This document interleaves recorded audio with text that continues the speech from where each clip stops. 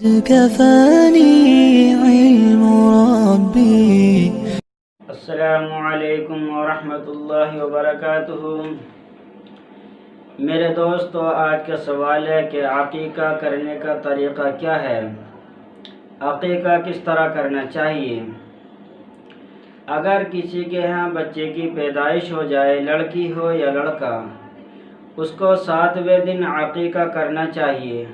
عقیقہ کرنے کا طریقہ یہ ہے کہ سب سے پہلے بچے کے سر کے بال منڈائے جائیں اور ان بالوں کے برابر چاندی صدقہ کی جائے یا پیسے صدقہ کر دیے جائیں۔ اس کے بعد جانور کو ذبح کیا جائے اور ذبح کرنے کے بعد چاہیں تو اس کے گوشت کو تقسیم کر دیا جائے یا سب کی دعوت کر دی جائے، رشتہ داروں کی، دوست و احباب کی، ہر طرح جائز اور درست ہے۔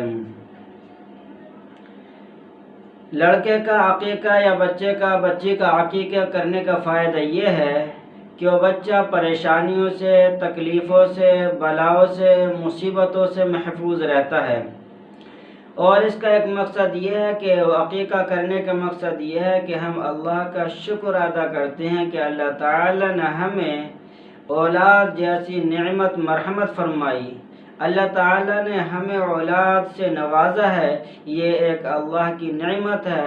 ہم اس نعمت پر رب کا شکر ادا کرنے کے لیے جانور کی قربانی پیش کرتے ہیں۔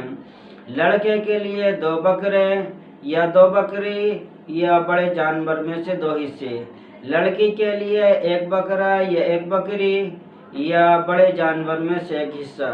اگر کوئی آدمی استطاعت نہیں رکھتا 2 بکروں کی، یعنی 2 بکروں کی قربانی کرنے کی اس کی استطاعت نہیں ہے، تو اس کے لیے گنجائش ہے کہ وہ 1 بکرے کی لڑکے کی طرف سے قربانی پیش کر سکتا ہے۔